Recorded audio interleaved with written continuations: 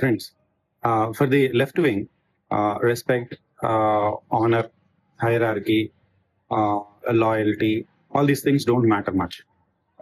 Yes, they will be loyal, but that loyalty is for whoever thinks in the same way, like them. Okay.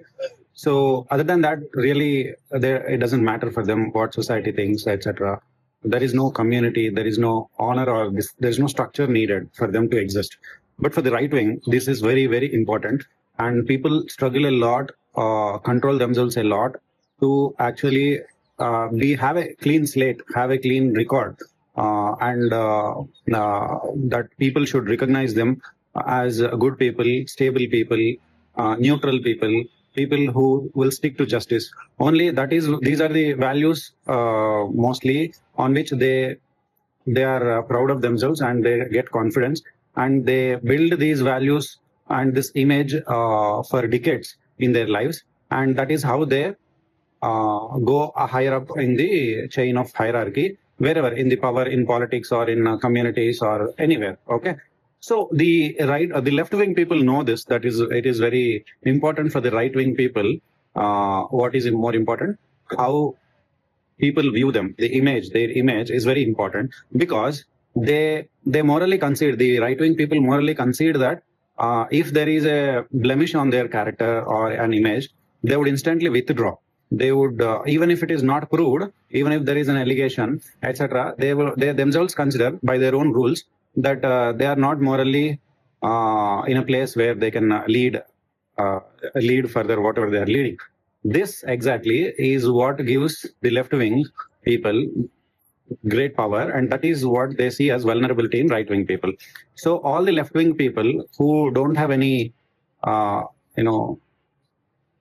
any moral compass, what they do is they simply allege people on a very high position in the conservatives, right wing and conservatives.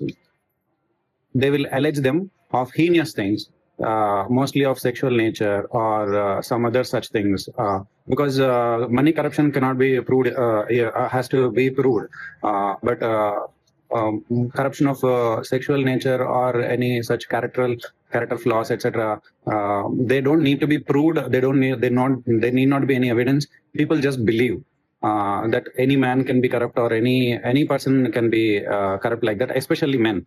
So what they do is, this is a very important strategy they play, the left-wing people, so-called liberals, ironically, but they play on the right-wing people.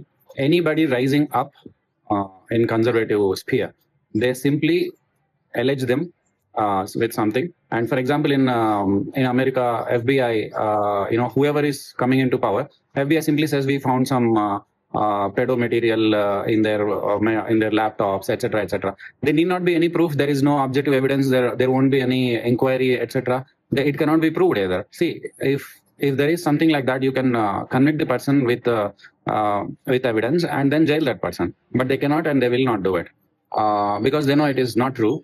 But they still get the advantage in people's court, like in the and in politics they win like that. So we have to always keep this in mind. This was played even on Vivekananda. This was played on so many people like that. Okay, so people understand. Some people understand. At least in the West, they understand this. In India, it is very strange. People are not smart enough to understand these things. That is why it is some sensitive and critical data point we all need to understand. Thank you.